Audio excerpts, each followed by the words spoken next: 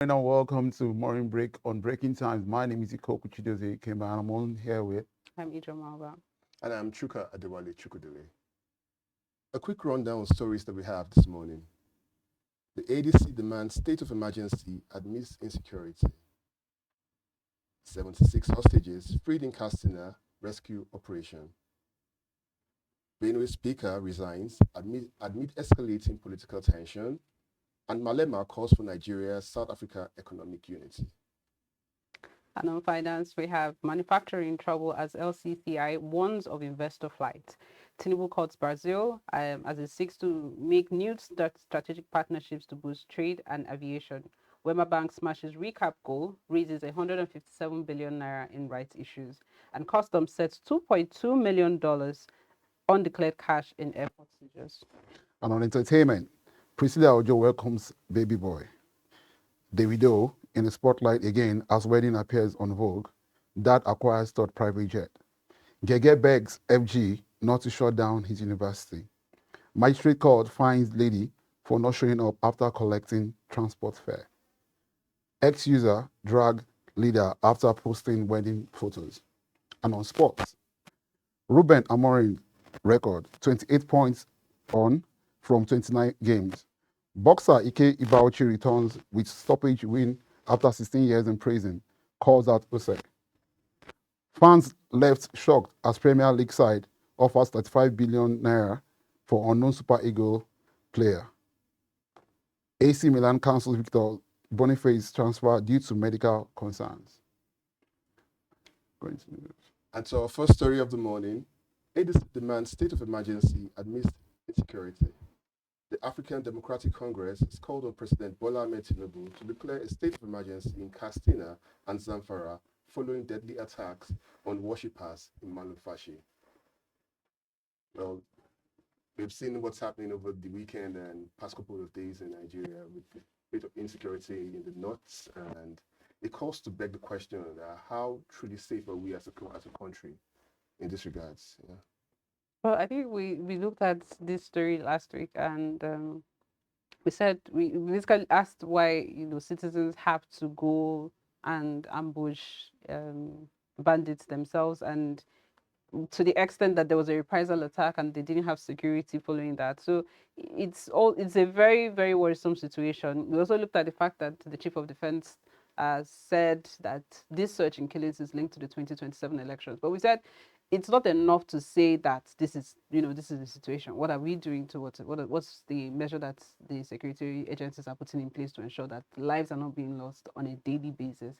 So I mean, this is more news coming from Katsina following this, and we're at ADC calling for the state of emergency is not out of place.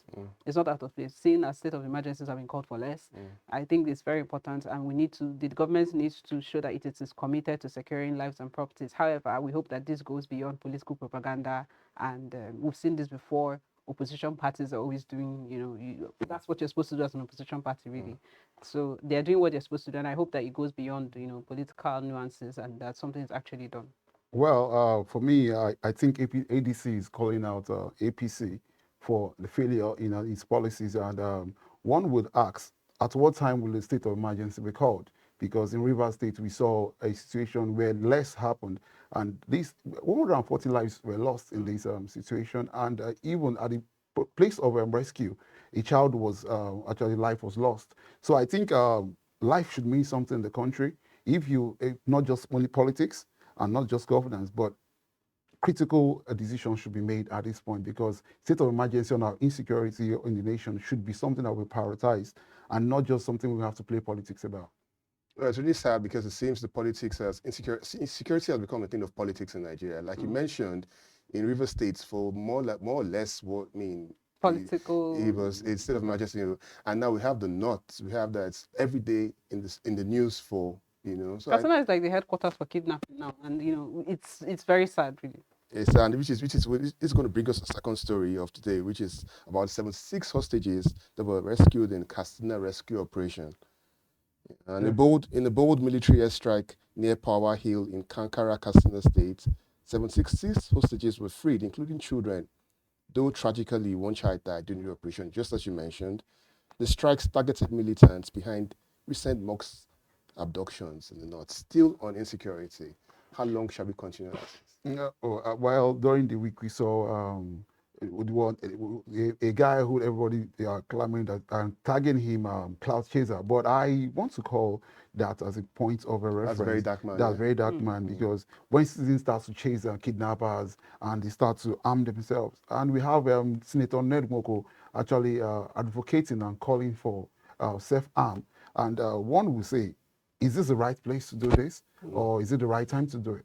Because we cannot but actually protect ourselves if the government cannot. I think that's where the angle where ADC is calling out the government of the day and asking them, what exactly are you governing?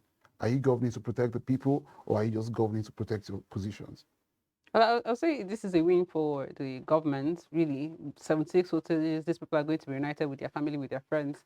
And I think it was a joint task force between, some of the security agencies, and it's really commendable. But, there's many pertinent questions. For every person that is free, there are many more that are still, being held hostage. So 76 are free now. How many more are being held? And then, how is it possible that these bandits are able to hold 76 persons at once on notice and they're just being released now?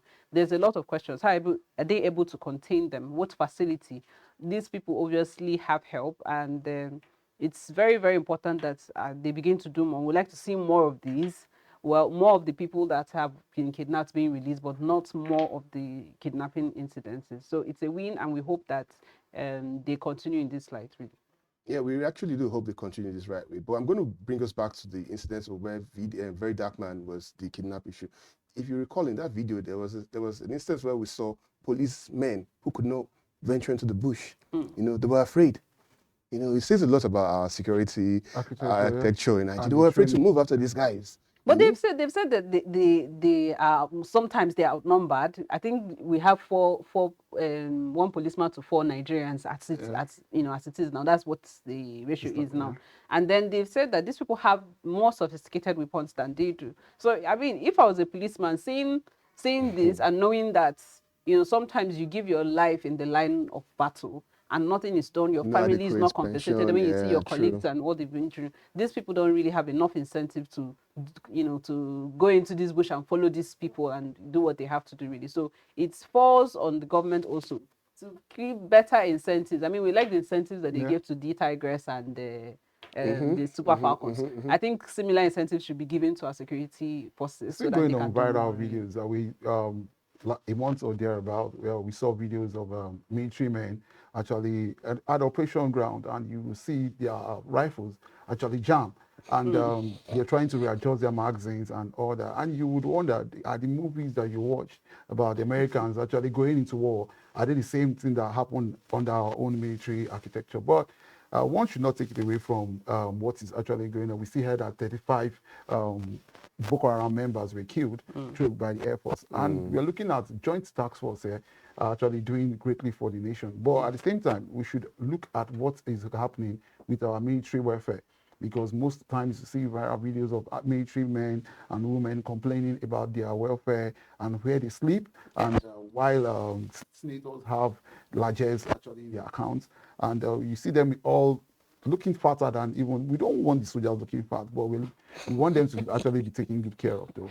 Yeah. But I mean, if you look at, it seems like Nigerians have lost that sympathetic value for our military men. Because when you see, on social media, when you see our military personnel complaining about their poor logistics and everything, Nigerians tend to come back at them with the fact that, well, you guys are out there collecting bribe. You guys are out there doing what you shouldn't be doing. You guys are out there maltreating Nigeria. So the sympathetic value or nature of Nigerians is no longer there as it used to be before. So I think this is something that the government and even the military personnel, our armed forces should look into, more like reorientating their people, retraining them, and giving them more better understanding of how to be better. Because truth of the matter is, Nigerians actually don't really care about they feel that you've lost your goodwill already. Ike, we talk about the allocation review committee, and I think the soldiers should be included in this, because we cannot be making the politicians look fat in their accounts, while the military who are actually taking out their time to defend us, protect lives and property, and I feel like there are very few services or things in that we should invest money into. Security is one of them. It's at the very top of that list. Paramount. Because if we're not secured, what are we doing really? We can't really do much. Okay. And these people, it's a conscious commitment by an individual to say, I am going to give my life. I am willing to risk my life and die for my country. True. I'm willing to die protecting people that I don't even know. And for people who are able to do this, the least we can do is at least take care of their families, at least put them in a level, give them the right equipment to be able to face these people. Because if these bandits are able to get, they have access to weapons, superior weapons, why can't our armed forces? With the security budgets that we see every year, I mean, why not? So I think more really the should be done. recurring security budget. Yes. Yeah. More should be done. One issue I think we should also look at is the fact that we have too many security guys following our politicians. You have one politician with a routine of 20 armed Not just our politicians. I mean, anybody who can afford it now, really. So how do we intend to have enough? Yes, to people secure to- people. so there's a lot needs to be done. Well, going on from that story to our third story of the day, we have the Benue crisis in Benue State. Benue Speaker resigns amid escalating political tensions. 2027 is around the corner, so I mean we're expecting more political drama and intrigues coming along.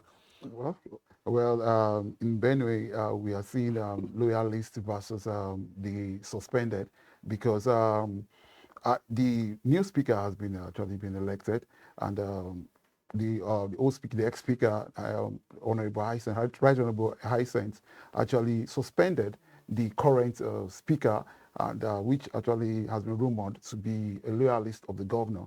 That's Governor Alia Hyacinth. And one would ask a very critical question. One who was suspended is now the speaker. Is it for the people or for the governor? I think that should be what people of Benue should be asking, because they have actually faced a lot of leadership lacuna that we need to actually look into what is going on in Benue State anyway. I think I saw some very interesting facts. I was just looking up, and I saw that Governor Hyacinth earlier had submitted 8 commissioner nominees. I mean, we took that story, and he said that the assembly demanded enforcement of his resolutions, suspension of certain officials and provision of vehicles for lawmakers before proceeding with that confirmation. And then they temporarily stalled all the nominees, and eventually 2 were ultimately rejected. And then following these incidents, that 72 soldiers from the 72 battalion were deployed to Makurdi. Oh. So this signaled political unrest in Benue State. I hope the state of emergency will not be calling Benue. No, I don't think so. I mean, they're the ruling party, But then what was basically, it looks more like a fight between the elites. It's a fight between the speaker and the governor. And the speaker is still, I mean, former speaker. Sorry, Yeah, he's still a member of the House. He's still a legislator, legislating for his constituency, but he's no longer speaker. And this is just a fallout between him and the governor. But you can see how quick. I think that's what we're really looking at, how quick they were to replace him on a Sunday. The House sat on a Sunday to fight, to bring up elect a new speaker, and he's there now, and deploying soldiers from, and that's what we're saying. We don't have enough soldiers to go and do the needful, and we have enough to send because there's a political unrest, and in the same way that people are losing their lives on a daily basis. I mean, it says a lot. So we can expect the members of the House now to pass every bill that the governor passes, sign every bill, because obviously now. I know, because that's what we said, that is now House, the House now is basically an extension of the government, of the state government, and that's what we didn't want, because we're happy I was coming with that point though, because we should actually speak against executive rascality and involvement in legislative processes. And one would ask, at what time did Rivers State actually get the state of emergency? It was the same executive versus the legislative that caused, because it takes nothing for Tinubu to declare a state of emergency when he sees that the legislatures are not paying attention to what the executive, are trying to point out to them. Because we look at what happened in Kogi, where the ex-governor actually told the lawmakers that they should sign whatever, even when they don't even when they understand. don't understand. So we keep seeing the executive incur into the daily activities of the legislators, and you ask yourself, is it that the governor is one electing or selecting the House of Assembly members? But Because then that's not supposed to be so, because these members, when this is an elected office, these people ran, they were elected. yeah, but you so see, by their people. but you keep seeing there's So something you cannot incursion. ask me, when I've been elected by my people to represent them, to sign or pass whatever bill that is being raised without But understanding. I mean, but we also the More or viral less video. selected. I mean, that's yes, we're and condemning they that. agreed. They We're agreed to actually outrightly sign condemning whatever, even they don't understand what the executive have brought before them. So I want to ask: is it the same thing that is happening in Benue State? Probably the House of Assembly members are not signing whatever they don't understand, and the speaker has decided to resign. I think that's why we are trying to advocate for an independence between the government, the Legislature, executive arm absolutely, and the legislative absolutely. arm. We saw in those states where the deputy speaker had to resign and the speaker had to move to the ruling party. So these are all the issues that come with being, especially if you're in opposition. But this one we're seeing in Benue State, where the speaker is a member of the ruling party, the same party with the governor, and so just because there's a fallout, he has to. This was a speaker that was elected speaker by the members, his colleagues. Yeah. So it says a lot. We have placed so much power on the government. So it's like if you're fighting with the governor, everybody's fighting with you. So it's good that And he with stepped the aside. and with the advent go- of the ADC, the new bride, we don't know, probably We'll see. there's going to be an We'll exodus in Benue State, though. Growing up and as a primary school student, I was taught that we have three arms of government, which is the executive, the legislature, and the judiciary. But right now, it seems we only have one arm of government. They've all merged together to become one, because even the judiciary is also now placed to the whims of the executive. It's whatever the president says that. So it's I think really, it's the government of the highest bidder, though. I mean, you can say that again. Like it. Now we'll move to our fourth story of the day, which is on the foreign news. Julius Malema, who is the leader of the economic freedom fighters in South Africa, has called for Nigerian and South Africa economic unity.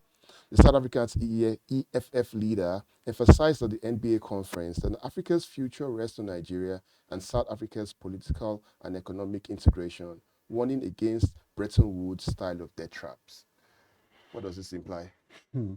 Well, I think beyond the economics, though, Julius Malema is a Pan-Africanist, so this has, some Pan-Africanist undertone. And we've had our own issues as Nigerians with South Africa.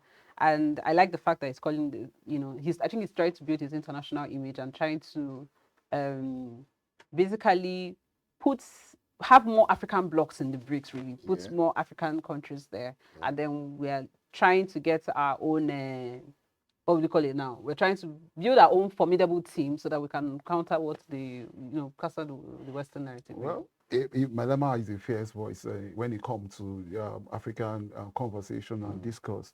And one would say this is a welcome development, judging from several xenophobic issues that have involved Nigerians, because in 2019, Nigerians came back home from South Africa because of the xenophobic attack that was going on in South Africa. And recently, we noticed that South Africans have started all over again, calling for hospitals to only attend to South Africans, and businesses should only be done by South Africans. And Malema coming to Nigeria, it's actually sends a loud message to them that we must come in one unison and try to do what? Come in unity and forge ahead. And I will also redirect the conversation, because this happened in Enugu, and one would ask, actually, what was the conversation at the NBA conference? Are we talking about Nigeria actually welcoming more South Africans into the country after the MTN and co are already here? But we are not being welcomed there, but we are welcoming them. Yeah, we're always actually very welcoming when it comes to foreigners. We give them open arms, but we can't say the same about us. Well, I mean, with all due respect and in all fairness, this we have our own part to play in that too, because Nigerians most Nigerians do not represent Nigerians well, true. outside. Very true. So we have a lot to do beyond. We need to also imbibe that true Nigerian spirit that is welcoming, that is honest and hardworking when we leave the shores of the country. But you see, Nigerians don't represent themselves. Some.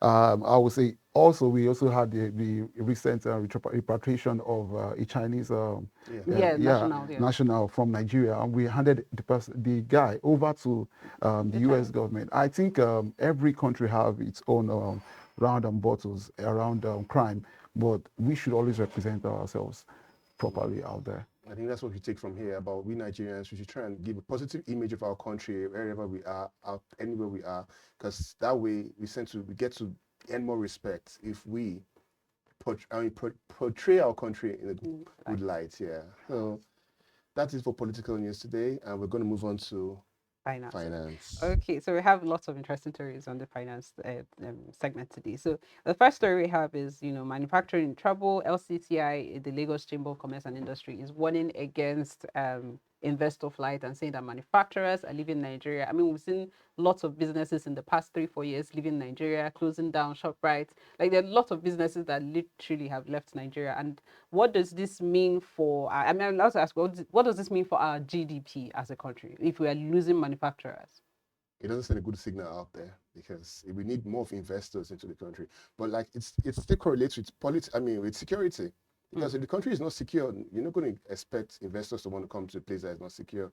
So I think at the end of the day, we still need to talk about it's interwoven more or less. Security and investment. We're looking at infrastructure. Our power sector is actually a menace, and looking at how the ease of doing business in Nigeria is a very, very critical thing we need to underline here, because most times we find out that a lot of bottlenecks surrounding registering your company in the country and getting regulatory exercises done easily. And if you want investors to come in, you have to secure your country, because we cannot be welcoming people into the country to come and invest, and their investments are at risk, because no one is coming to invest where there is a war or where there is a lot of political crisis going on. Looking at what is going on in Benue now, nobody will want to go and invest right now. They want a stability to actually be there before you invest anything into that state. And our GDP is not actually the issue, because the Kujawela just told us that we have a stable economy.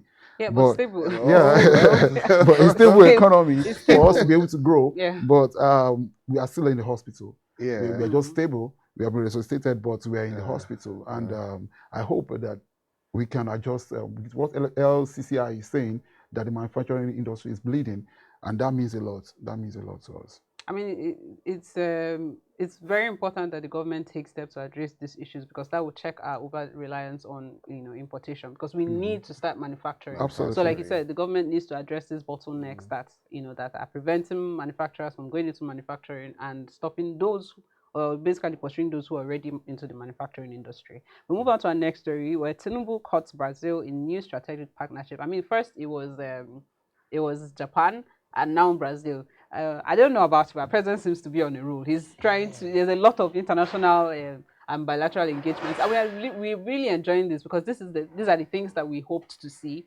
that are going to ensure that he meets his target for 2027. I mean, we said it was going to grow our GDP by 7%. So that's what we're looking for. That's huge. Talking about 7%. That's a lot, but I think we're on the right track. That's huge. And but I'm looking at why he's going to Brazil. He's going to Brazil because to improve our aviation sector and agriculture.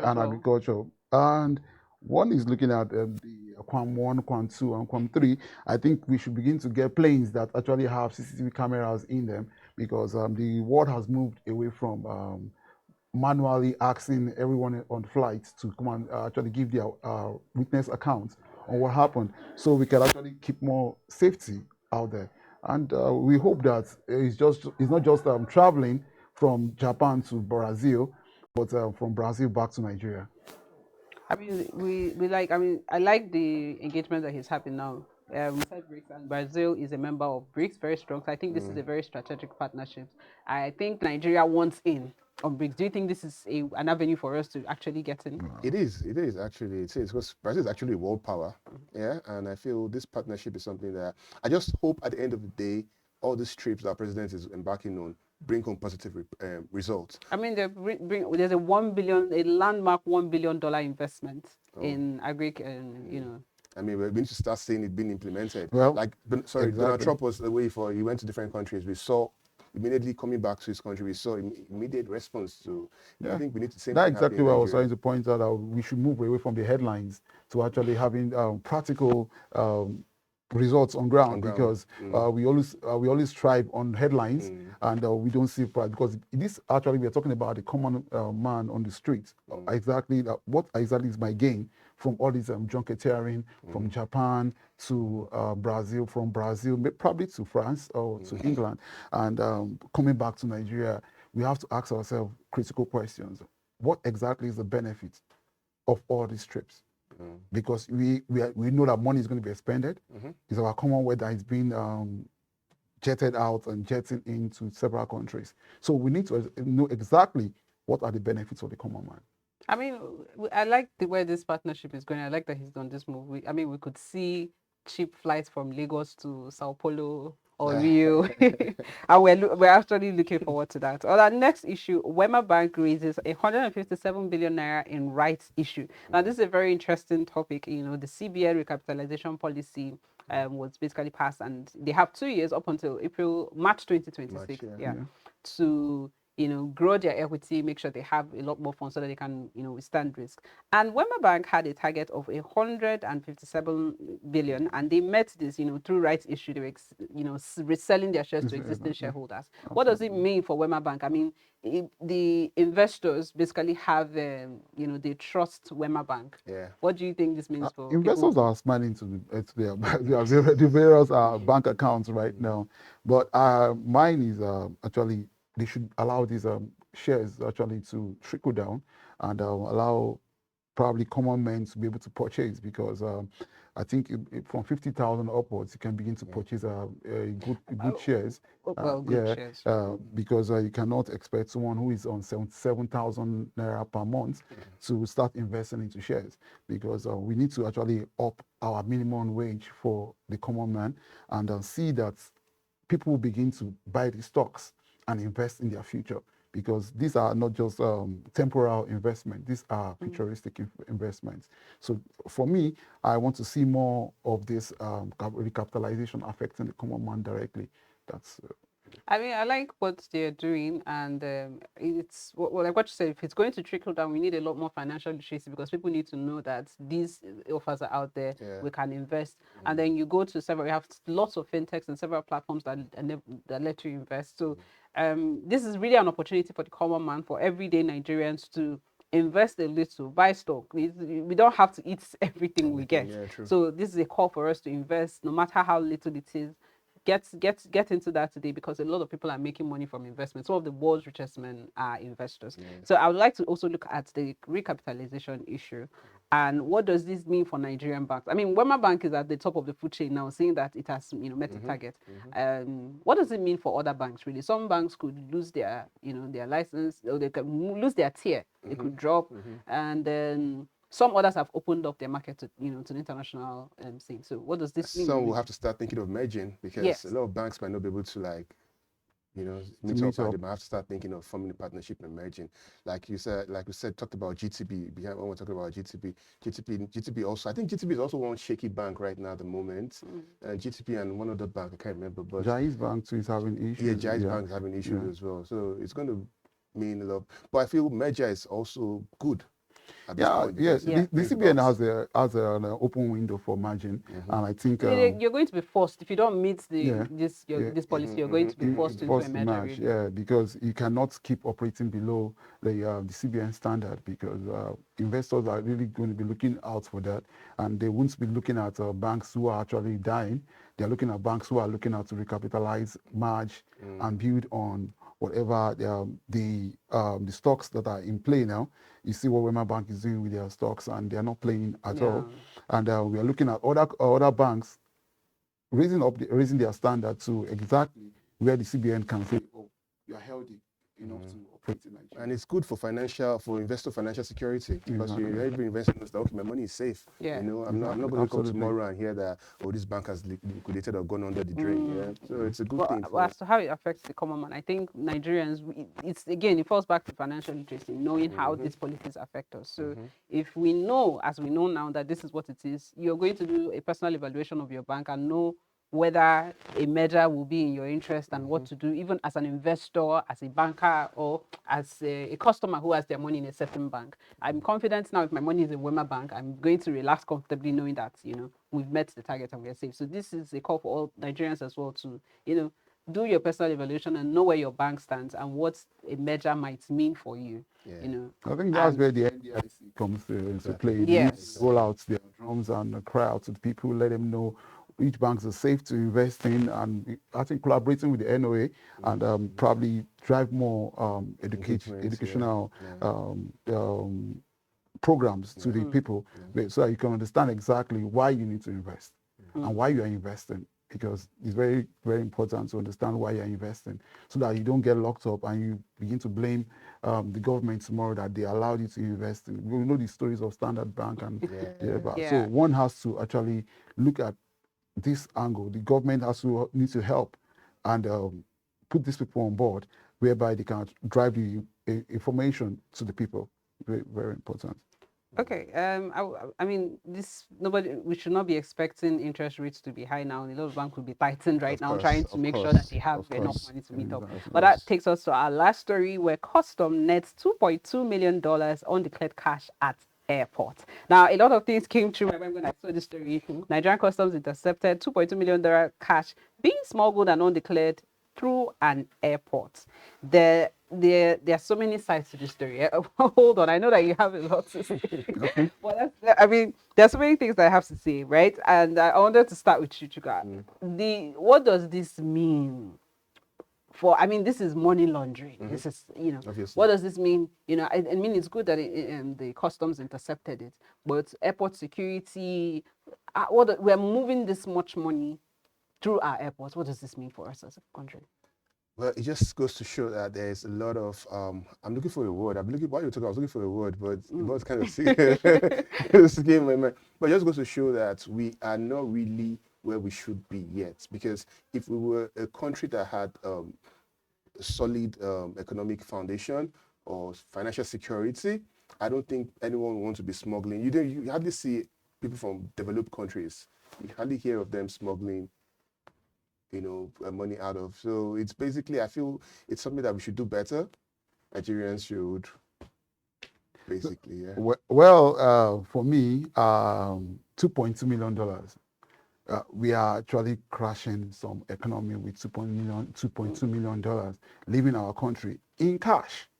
Because what's the job of the EFCC? I was actually going to ask you what it means for a foreign direct, because this is our foreign exchange being taken out. What exactly is the job of the EFCC at this point? Because we have the Economic and Financial Crime Commission, as that's one of their mandates, and we are not actually looking elsewhere but their office right now, because you cannot be taking that much out of the country. To where exactly? This is money laundering, like you said. So if such money is being intercepted at the airport, at what point, where was it withdrawn? Banks actually, and what I'm trying to point out, heads will roll in all perspective, in all direction. What we are seeing here is that someone has actually taken a lot out of our economy and is going out there, and one cannot close their eyes to this right now. Yes. We are calling on the boss to take proactive decision on this and action also, because we don't want this to just be swept under the. We have several times seen money being intercepted at airports. We don't know what we're saying here. Follow the money. Yeah. Not just following the Yahoo boys, but this one is you need to follow the money and get exactly to the root of this, because this is if you don't intercept this now and if you don't get to the root of this, I'm assuring you we're going to be hearing about $2 million in cash. Because it's now a perspective that no one cannot actually deny that it is real, it's happening, because these are one of the agencies started with the responsibility of seeing what goes out of our borders, and what they are actually seeing is in cash. and not actually I also transfer. would like to ask, what happens to this money? Because we're in a country like Nigeria, where customs has seized 2.2 million. I know with other things they seize, they auction it. I know we're not about to auction. I don't think we are, What I don't think we are going to be auctioning our $2.2 million because this money actually the government has the right to actually impose a ban on whoever is doing this, not to actually do business in Nigeria again. Yeah. That's for me. I'll ask the person should not do business because you're taking out a lot from the That's a country lot. in cash. Yeah, that's a lot. Yeah, the money in circulation, cash in circulation, and you are taking this amount out of the country. Wow. All right, that's all we have today on finance. Up next, Barry will be talking to us about entertainment and telling us really what's happening on the entertainment scene. Welcome, Barry. Thank you so much. Good morning. Good morning. Good Good morning. morning, Good Barry. morning, Mr. Ikimba. Yeah, good to see Uh, you. You guys are actually looking lovely this Thank you. morning. Sorry. Probably I Okay. should be on Vogue. Ah. Okay, there was someone else that was on Vogue, but we'll get to it. We'll get to it. For today, our first news on entertainment is Priscilla Ojo. Priscilla Ojo actually welcomes a baby boy. This is Boy. exciting news. This is exciting news to the Nkambala's family, where Priscilla Ojo, the daughter of notable Nollywood actress Iyabo Ojo, Ojo. and wife to Juma Jokes, the popular Tanzanian singer. This is a very, very welcome news. This is a very, very welcome news. They welcome their baby boy. He's named Prince Rakim Ayomide, who was born 24th of August. That was just 24 yesterday. You just say 24th of August. 24th of August. That's just it. But I thought Priscilla is actually a virgin, and was dating Lekesh before now. I'm trying to just understand exactly the angle to this. Someone who actually was not pregnant and pregnant. Okay, I'm going to stop you there. I'm going to stop you there. Okay, yes, we know they married. They got married in April, Yeah. April this year, and then the husband coming out in an interview saying that he married her a virgin Yeah. and all that. But then there's also speculations that probably that wedding was done for formality. Maybe they had probably married earlier, but these are the conversations, these are the trending topics, on the internet. People having different opinions on I the whole think for issue. me, these are the issues really. I mean, she said she posted a picture herself and said that in a picture of it was like a throwback and said this was actually when they got married, not the wedding that we saw, that we knew, the JP 2025 that we all saw. Yes. Yeah. No, my issue is Given. is she still a virgin? No, maybe she Because was the only at that, virgin at we the, have that gave birth to a child was Virgin Mary. This is Priscilla. I don't know, probably there's a procedure she actually passed through to get this baby. But I just want to know if she's still a virgin or she's just a married virgin. I think her husband will know better. I think the child is proof that the deed has been done. Was she in a consensual relationship when she was dating Lekesh? That's her private life, I think. That's how, I think what I see that, like there were speculations that she had used surrogates as so many stories have been coming out really these days about surrogacy. But there was this notion that she had used surrogacy, and she got married in April, and in a very, very beautiful dress that we all love by Vicky James. At no point looking at that dress did she look like she was 5 months pregnant. I mean, April was just 4 months away. So it did not look like she was 5 months pregnant, not in that dress that Probably we we saw. now have a 5 month period of pregnancy. And probably we need some doctors to explain this to I us. mean, that's really it. But congratulations on their baby boy. We're happy for them. Priscilla and, or whatever, Juma we're Jukes on happy your for new them. bouncing baby boy. Okay, Congratulations. very, very, very quickly. But the theatrics and the stories around it, we hope Barry will bring it to fore. Anyways, all I can say right now is congratulations to this couple. An Instagram account has already been opened for the child. Actually, I think this is is this them welcoming the child to the social media space officially? And the question is it too early for them to welcome him into this space, or them recognizing the value of this social media space, and putting him in the spotlight, and monetizing his accounts early. I don't know what they plan to do. This is No, this I, is I It Jay, might be we strategic, spoke you about know. this It might be last week, strategic, right? but we spoke about it with Nkubi and his wife last, putting your child out there. And with Davido, we saw it a lot with Ifeanyi. And yes. then I think at some point after the passing of Ifeanyi, when he had his, his set of twins, they realized that not everything was for public consumption. So Absolutely. they've learned to keep some part of their lives private. I mean, this is a new child, it's a new baby, and we feel very invested because we've seen everything to the baby shower, everything up until now. It feels like the whole life is being lived. But then again, I believe and I hope that what we see on social media are what they want us to see and not what, the entirety of what is happening in their lives. Anyways, they covered the child's eyes and whatnot. But I think maybe it's excitement, it's excitement. This is their first child, they're having together, and as a new couple as well too. I wish them congratulations. I wish them Congratulations the to very them. best. Moving on to our next story, we have Davido in the spotlight on Vogue, and his wedding, which Vogue it was. It was a glamorous wedding, Yeah. from Nigeria, from Lagos To to Miami. Miami. Miami. This it was actually a very, very colorful event, with 1,500 guests, and you see Davido sporting a Tom Ford suit. Very, very fashionable, flashy, down to his rings, down to the The wristwatches. Richard It was, Mille. yeah, it was Vogue worthy, if you ask me. What do you think about it? Well, the only thing that was not worthy was Davido's pants. But it was, Okay, Tom okay, Ford. shots fired. No, really, for a top-rated artist like Davido, I think you should also have a top-rated fashion designer who actually Tom takes, Ford is a yeah, top-rated fashion no, designer. who takes into cognizance. No, there's something I'm going to. Who takes into cognizance how the clothes comes into fitting. Okay. On it because he took a lot of shots on that because he had this kind of sagging look behind him, like one who was losing touch with Maybe he wasn't wearing it fashion properly. designer.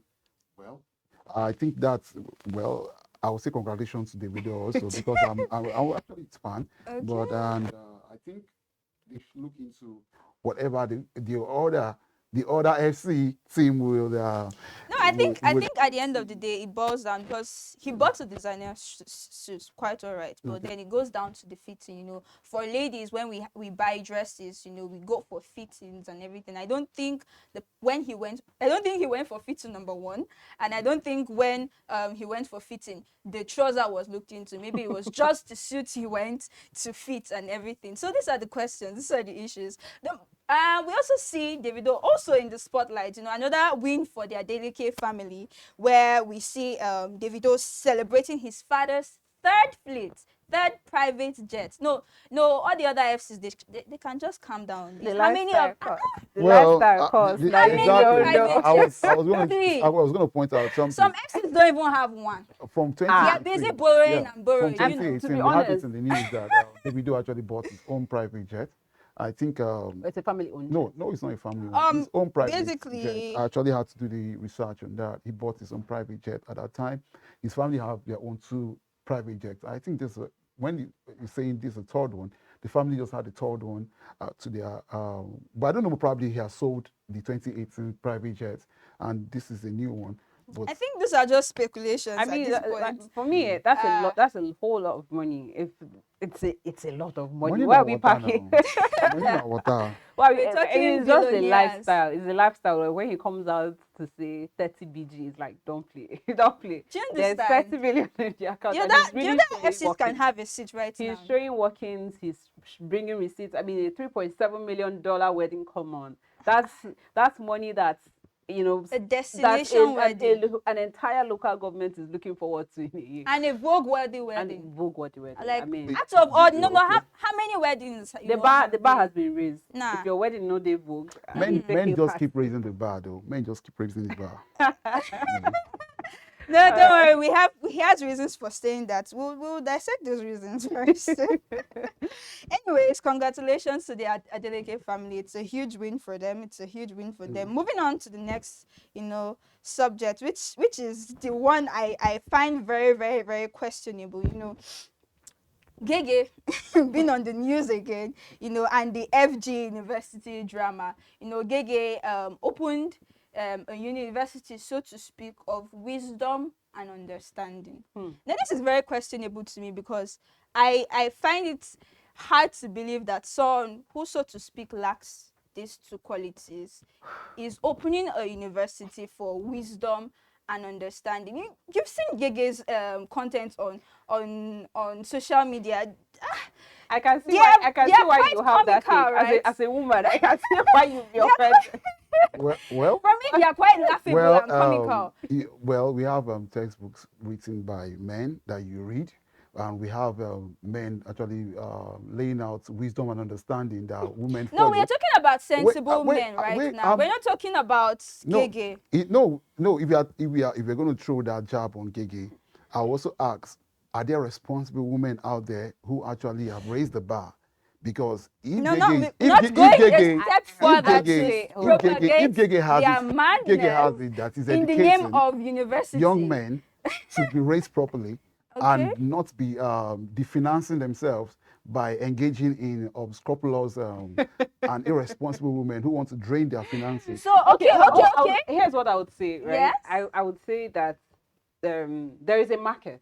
There's an audience, there is a market, and he Yes. has people who are writing JAMB and writing WAEC now to get admission into this school. It's Geh Geh has the actually 300K, You know that at 300K men, 177K on its That's a stream. lot. to show you how To tell you, no, that it can go either ways. You can say these are the same crowds that are living the issues that are facing Nigeria to watch Big Brother, or you can say that this is a real issue that he's speaking that is connecting to some people at some level, and that's why, because that's a lot I of could people. just show another IJ, set of IJ, jobless you just called out something. Nigerians. Where there's You know. markets. There's a market, really. There's a market There's a market. actually. And whoever is actually buying into that market is making a lot of money. And that's Geh Geh. I just want And you to can't ask, tell me that Geh Geh does not know what he's doing. where can He we knows get exactly the what he's registration form if you want to where do You get know, And and there's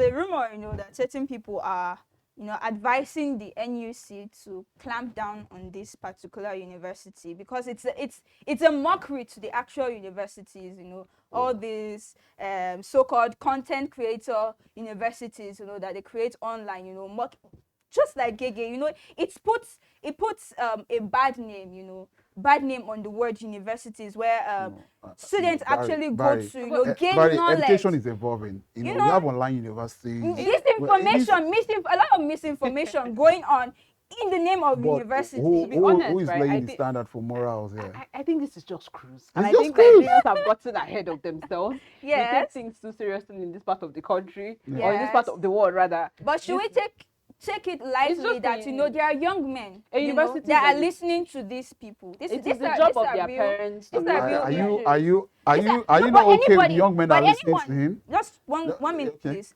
Anyone has access to the mobile internet device. right now and the Not and the everybody mobile has phones. access to the No, internet. most teens In right Nigeria, now, though. most teens actually have access to the internet, have access to their phones. To what extent do the parents have, over their children, guiding them what they watch and what content they watch and what they don't watch? It's they have very, very limited, restrictions to this. So we put these things out there. We have people coming out here, misinforming and misguiding our young men out there. Here's And what I would I say. feel this is really wrong. Barry, Here's look, what I- Barry, I I'll just say, support this Barry, group of Barry, you people. can leave this to the NCC or the Here's media. what I would say. The Right? agents, yeah. I would say this is no, not necessarily. NCC is the one to ban whatever No, misinformation. I would say this is not necessarily misinformation. This is a young man expressing his views, and because it relates to a lot of people out there, they can relate to what he's saying. That's why they follow him. However, are the things he's saying accurate? I'll leave that to the people that listen. Absolutely. But what we have to do is, if I feel like as a parent, as a sibling, as somebody who has people, that this kind of information is not the kind of information I want my siblings or my children to be exposed to, and it is my duty then to educate them and tell them this is wrong information and to explain to them why.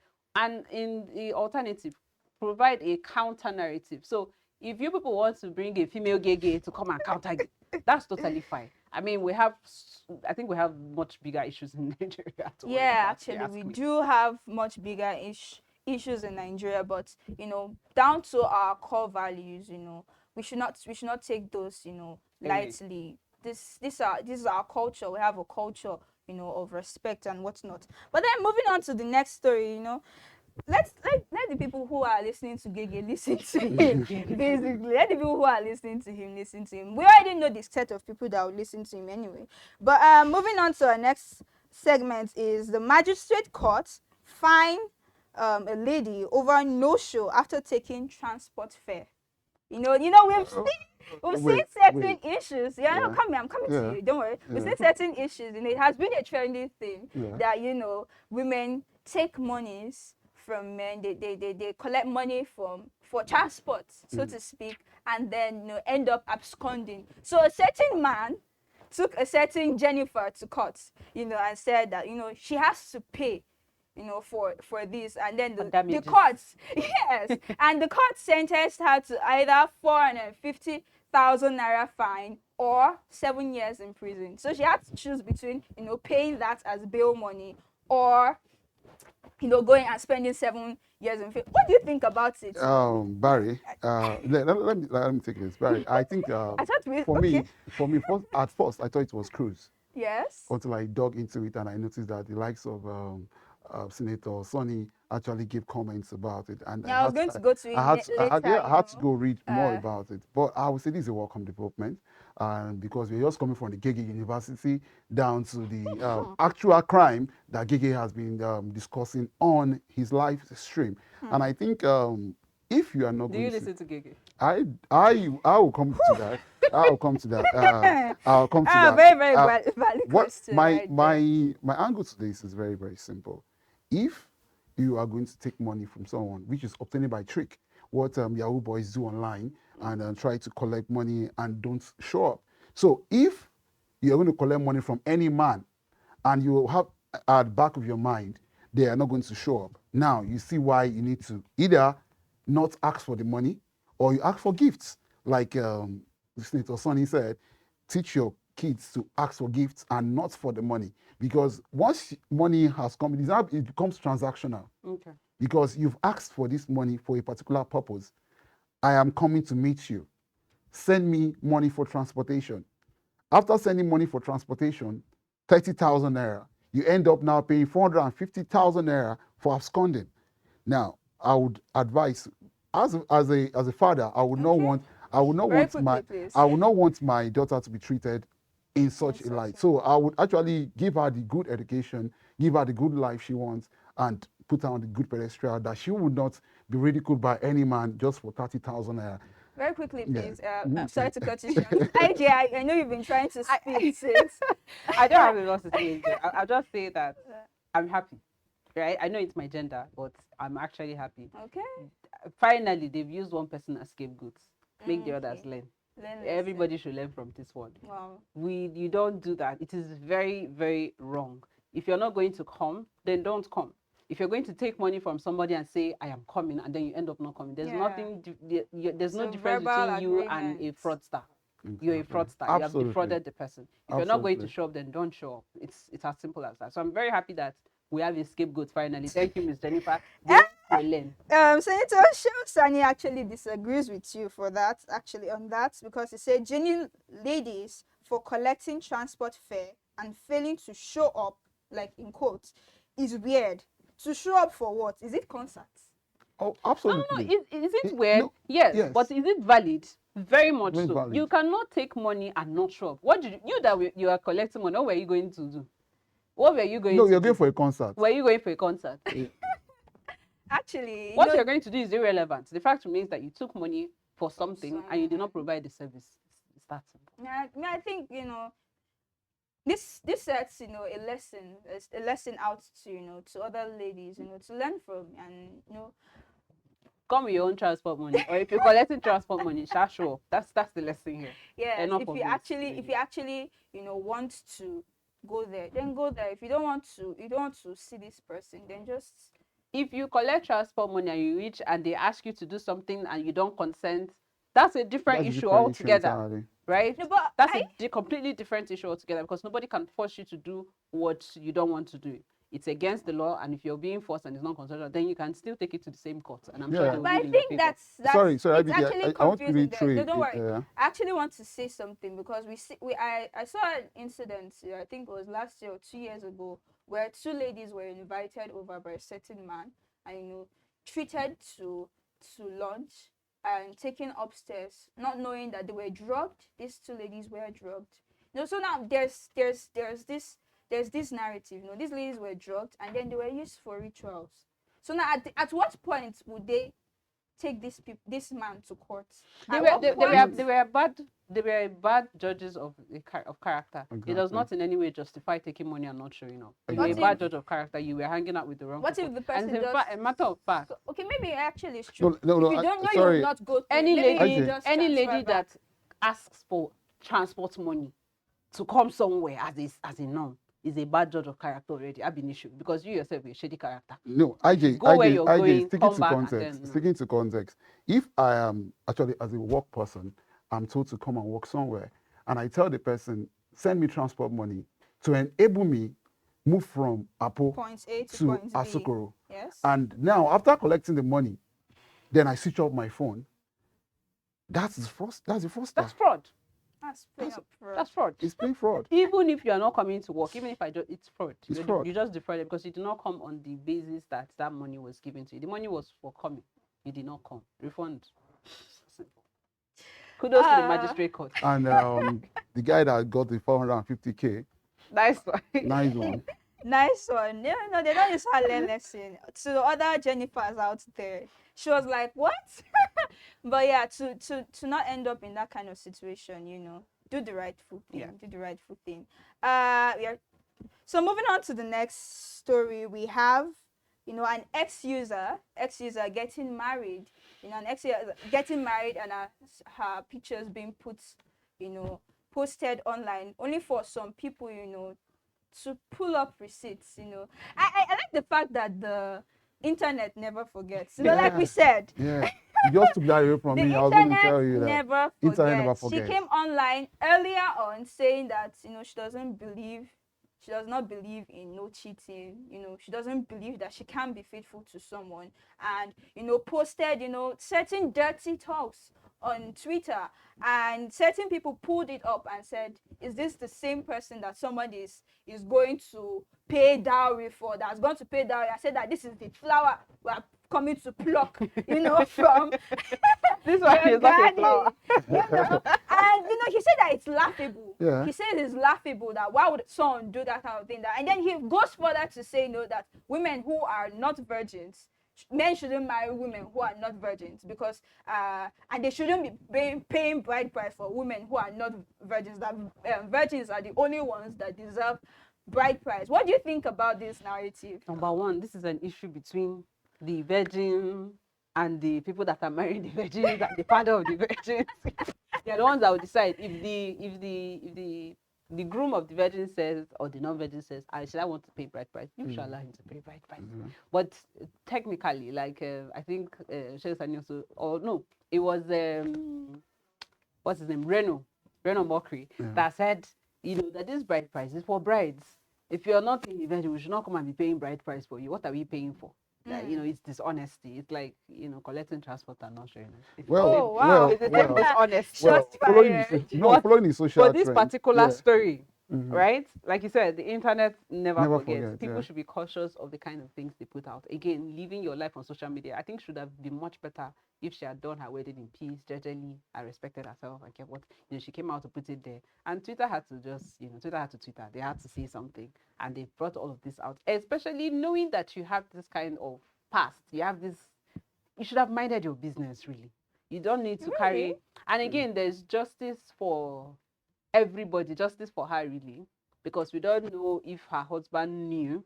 The husband might have been aware that, maybe the husband wanted, what do you call it now? Ibaji, right? Yeah. Maybe that's what the husband wanted, and he got exactly what he ordered. And he's happy with his wife. He knows where his wife is coming from. And people are just online ranting and making noise. The husband got, the woman that he wanted. He's happy. I think the rest of us should respect their decision. Okay, Yeah, Mr. Nkuku, well, what do you have to say going about back this? to respecting themselves, whatever you put out there on social media or on internet space becomes a public discourse. And I just want to quickly reiterate that whatever you don't want people to analyze, don't bring it to the social space. Because once it gets out there, Social people are not, social media people are they not are not smiling. nice at all. They are going to Social scrutinize people. you to the best of their ability and their own knowledge. You know, because at a point in time, I was asking my question I was asking a friend this question. I said, was what you just raised now is actually the husband is he actually on social media before now? Has he been saying what she has been writing? The kind of person that now, let's leave that apart.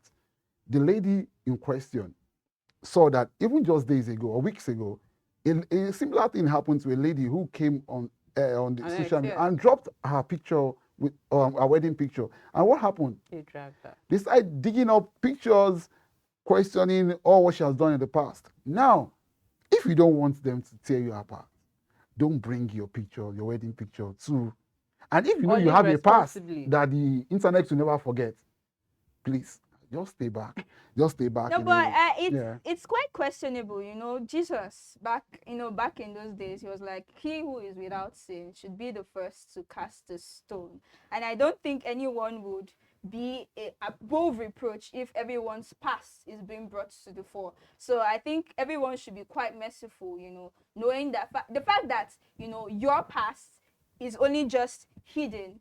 It's not that it doesn't exist. It's just not in the public space, and anyone could actually bring it to the fore and everything. Barry, So on both sides, lessons to be learned. If you don't want your past to be a table of subjects, of public discussion, don't bring it to the forefront. And, to the viewers, to be more, compassionate, knowing your turn could come, your own bass goes, your time will reach.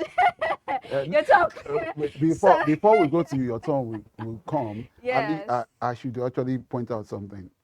Whatever you're doing online, these days that embassies actually check social media trends, Yes, check about yes, social media footprints. One should be very, very careful before you post anything online because it actually involves you being scrutinized by the people that you think that will not actually scrutinize you. I say look at a person, a TV personality like you or I, and going out there to post things in the past, and now you're expecting nobody to judge you. That's not going to happen because that's a social space, a public space where people are going to discuss about you. People are going to bring back all what you've left as your past. Because now you say forgive the past. Nobody forgives the past again because even with the Gen Z trend, with everybody becoming so loud there and not being able to draw any cloud, So we're going to just keep looking at it from the angle that it's our turn. Whoever's turn it is, No, so that it will not reach your turn. Right? yeah, Let's be more because some people responsible. were Let's calling know out the that kind of she should things to have put gone out. back to delete all those stuff Even if you before delete, dropping those. receipts there. There's not, you cannot delete. That's the essence of the internet. Never forget. You can't delete anything from the You internet. cannot delete much because Somebody deleting has screenshot it and kept exactly it. There's deleting receipts. might even be It might be even more worse. costly because somebody might have might take a screenshot of what you posted. If you change your hand, they will still find you. They will find you. So the No. main thing is let's be conscious of the kind of things that we put out, and that's Yeah, it really. from looking out to the turn and looking at sports now, let's bring on Mohamed Abbas, who has the sports. Hello. Okay. Welcome, Ruben. President Ikemba. Mohamed Abbas. I am back on the hot seat again. Yeah. Well, quickly moving on to the sports scene, starting with, well, as you can see, I'm wearing green today. And that is because last night or yesterday, I saw a lot of red and it was not the pleasing type of red. Starting with our first news, Ruben Amorim's record, 28 points from 29 games. Yeah. Yeah, this information came to light after yesterday's draw, where Manchester United played Fulham and Fulham gave them Fulham, if you get what I'm saying. We went for a draw and we almost actually, won the match when Bruno Fernandes was handed a penalty, which is actually good at taking, but unfortunately he missed yesterday, which now brings the question, what is the future for Manchester United? with this record. I'm not sure you want to be asking. Well, you remember the last time, moment. I warned you. Mhm. I said, don't allow this season to end up with excuses, because I can see that the excuses are piling up already. You are talking about A red card. Well, red card. I think Man U is the beginning of the season. I can still give them the benefit of doubt, but I see the excuses are piling up already. They're piling up, and Amorim he's actually looking at different excuses to pick on. I watched the match after the match concluded. He was dazed, but actually tried as much as possible to fend it off. But that record seems It's very low. low at this time. Yeah. Very abysmal. not to, the reason why I'm bringing this here, yes, I will protect the dignity of my club, but at the same time, we have to critique the truth. The issue had always been, it was from one coach to another. It was never an issue. It was never an issue of the club itself, that it was the coaches. And then, we moved from Ten Hag. And then when Amorim came, there was like, okay, finally, There was the a lot lights of are hype, really, and I don't exactly, think he has met up the to lights at the end of the expectation. tunnel. Towards the end of the season, we were like, okay, there is hope. Amorim said there was hope. He came, he made a lot of motivational speech and whatnot, and it gingered the fans up. And then we ended up 15th on the league table, and now presently we are 16th. Is this part of the ginger too? We should be avoiding motivation. Well, the truth is the truth. Hopefully, there will be something, because Amorim came and he spoke. He said, yes, we lost the match. Unfortunately, he still did what he did best, and he explained the lapses in our match and the club and where we can move forward. He explained the excuses. He Okay. not excuses, he gave the reasons behind our loss or our draw. But then again, like I said, I will still stand on the stance that we are at the beginning of the season and there is still hope left. 28 points in 29 games. Moving on. Moving on. Boxer Ike Ibeabuchi returns with stoppage win after 16 years in prison, and he's calling out, the great champion Usyk. Many might not know this particular boxer, and then they might be wondering, why is he coming out from prison and then why is he having a win? This is a very remarkable boxer. Apparently, he almost he had a chance at the world title shot during the 1990s, but unfortunately, he was remanded in prison, and the reason is actually shocking because he held one of the call girls hostage from the match, and he left her, he locked her in a wardrobe, and this begs the question, like, is he mentally sane or whatnot? But not to go too deeply into that, he came out after 16 years in prison, and he came back to the boxing scene. He fought and he made a remarkable win. He actually has a very clean record, of 21 wins and zero knockouts at all, and this is really commendable. And then after the match, he came out and then he's actually 52 years old. 52 years old is very remarkable. Yeah. And now he's calling out boxers like Usyk to the stance that he wants to challenge them before time runs out at the age of 52. What do you think about I that? think I actually found out about this particular boxer from him. He was telling this Ike Ibeabuchi. Ike Ibeabuchi, yeah. Yes, I learned about this boxer from him, and and it was very impressive because this when he was talking about how to rechannel energy and motivation, very impressive record, very good, and coming out, I think he's on the right track. However, challenging Alexander Usyk, I think this is more at the age of 52. I don't know. This is just it's just a headline, it's just a trend. I don't think he has any shot at it, and this might taint his record if you ask me. He might look into more. Well, for me, actually, unless he's been practicing in prison. I a don't know. boxer. Actually, I'm a boxer. Actually, a boxing enthusiast also, Nice. and Ibeabuchi actually is a remarkable boxer, and actually he was slated to fight with Mike Tyson, but Mike Tyson was actually dodging the fight for different reasons, and until he got himself hooked with drugs, I guess, and this call to request that sports and sportsmen and women should actually move back when it comes to drug usage, because when you complain about him not being mentally stable, actually it's not just being mentally stable or unstable, it's actually caused to you following up exactly what your team is actually planning in line for you, because they're actually planning for you to become a top-rated boxer while you are actually looking into how to flex the money that you've just made. So the fight with Alexander would actually make him get more money into his coffers if that bout Yes, it will. is actually being arranged. But I don't think that the WBO and other governing body for the boxing Yeah, community on will. that also, Yeah, he requested to get a fight. Unfortunately, all attempts failed until his fellow countryman Idris Afini agreed, to get into the stadium with into the boxing ring with him, and he came out victorious. And this is actually very commendable for the Nigerian boxing scene entirely because having Americans also championship coming on September, that it's promising, bringing great boxers, our own like Anthony Joshua and the rest, coming to Nigeria and boosting the boxing scene. We'll be seeing more talent, and hopefully, your idea of this being a form of reform for the youths, exactly. channeling their energies, the Agueros and Absolutely. the youths, as a good spot for them, to channel their anger, to channel their adrenaline and whatnot. So it's really commendable, and congratulations to Ike. And we hope to see more from him, within the time frame that, so at the age of 52, coming back to the boxing scene is really commendable. Let's see how many more knockouts he can perform Yeah. before he officially hangs the gloves. Now, moving on, fans left shocked as Premier League team Wolverhampton. These British names are really they're really tongue twisters sometimes. Yeah, they offered a 35 billion naira deal for a Nigerian Super Eagles player. And this is now bringing the question, like, who actually is the player? Because it's surprising that 35 billion naira is not a It's a small lot amount of of money. money, Exactly. yes. So he's actually he plays for Nigeria also at the same time. He's good. He's commendable, and at the same time he also plays for the League One. I think I'll take the League One or Italian League, I believe. Yeah. He plays for them, and it's funny because this is a actually remarkable player. He went into the football, official football, with just a little half of £1 million, Yeah. and now they're offering him about 20 million 20 pounds million. to go into Wolverhampton.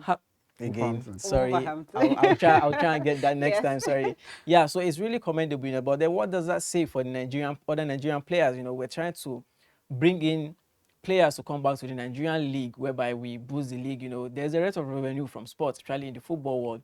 There is a lot of things we could bring here. But then, if these clubs are paying this amount of money for our players, what are Nigerians, or what is Nigerian government or the Sports Commission doing, to offer similar amount? Because there is no way a player is being offered 35 billion naira and then he's going to accept probably a 35 million naira deal to play in one of the Nigerian Premier League clubs.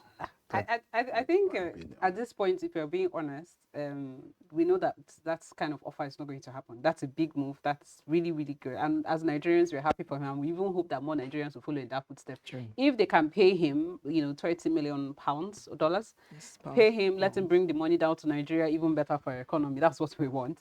But I think let's MPL be used to groom these young players and let them get international recognition and get I think that's what we should be looking for, because these players, some of them are scouted at this level even when they're playing for Nigeria. This international club scouts them, and so I think let our MPL focus on grooming these talents. Let Nigeria be known for where we can get raw talents that are already being groomed, that are ready to, basically plug and play, that you can come in, you sign them, and they perform. Let's focus, let's stay in our lane and focus, because we cannot really, outspend. But then I have a suggestion and I want to get your opinion on that. What do you think about, like in South Korea, where we have this mandatory law that makes every youth between a certain age must, perform in the military, a 1 or 2 year service, I believe. What do you think about having a similar law in the Nigerian football But we scene? have it. It's called NYSC. No, not the NYC. No. What's it talking on the football scene? Like these players that go out there to play in the big ones leagues. who are good in football to places where they can play football. No, you're not getting me.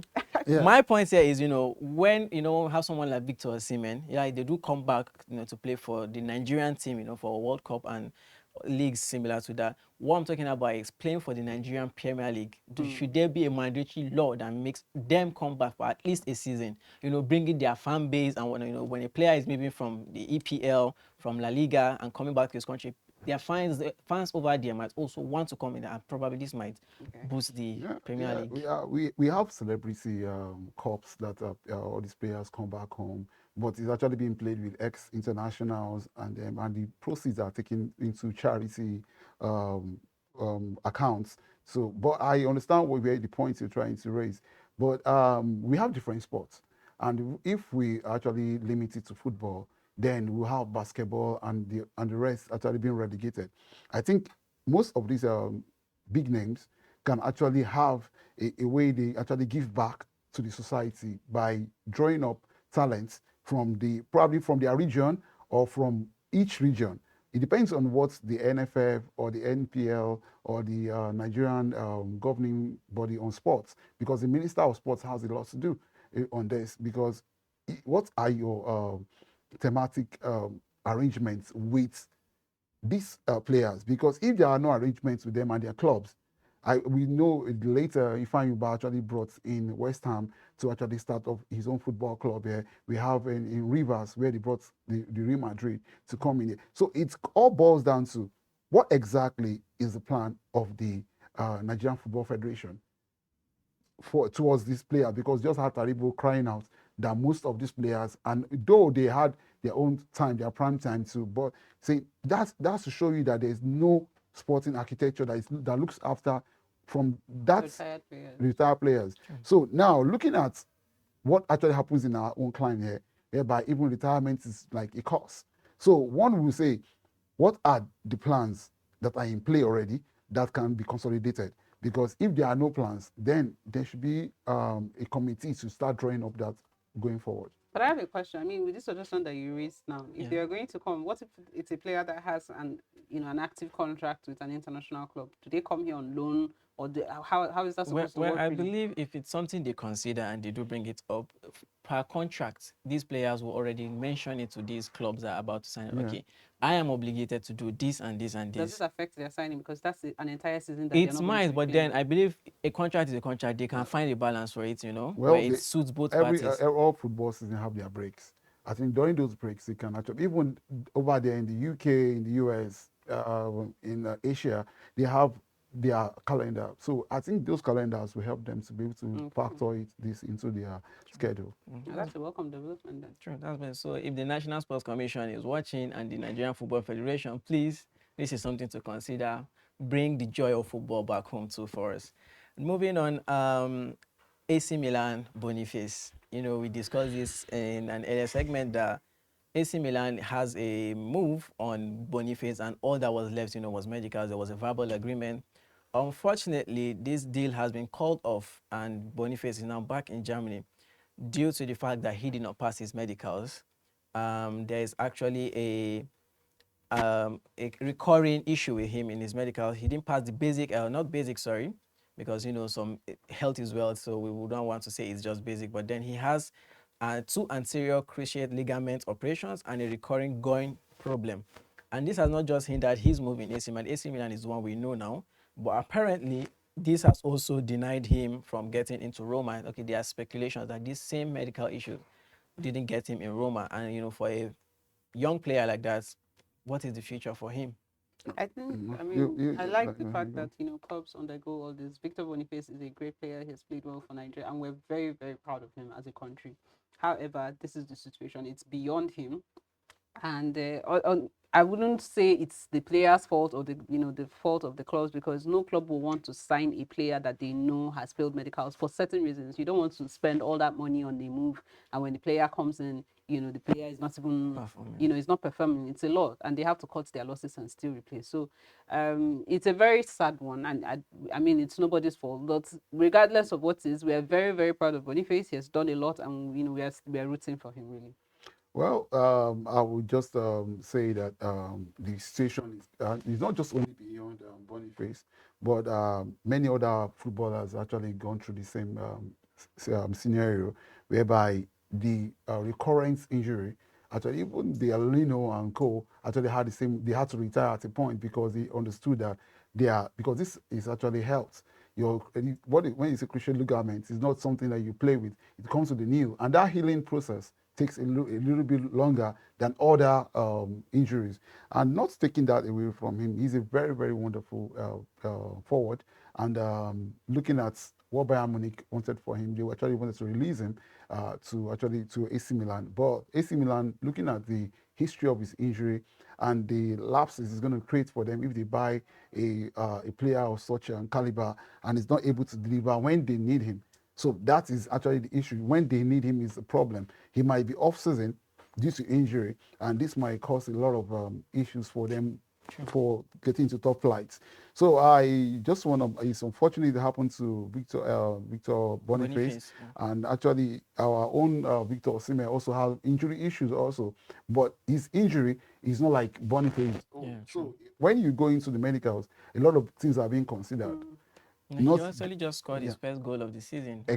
Exactly. So it takes a lot for the club to say no, because at that point they have the medical advice telling them, They made please, a lot of consideration. if you are paying such amounts for this guy, be aware that some probably 3 months, 4 months, he has to heal if he has an injury, which actually they have considered and said, no, we cannot take that risk. So I think it's a calculated risk for the club. Unfortunate for Boniface. Should there be sort of an insurance for them, whilst they're out, seeing that they get these injuries in the line of duty? True, for the players. Well, that is something I think they should consider. Well, moving on to our final story on sports. Our first Nigerian swimmer to win a medal at the World Junior Championship, Abdul Jabbar Adama. That's actually a mixture of names, Abdul Jabbar is sounding Arabic Muslim, and Adama. And Adama, I believe, is sounding northern.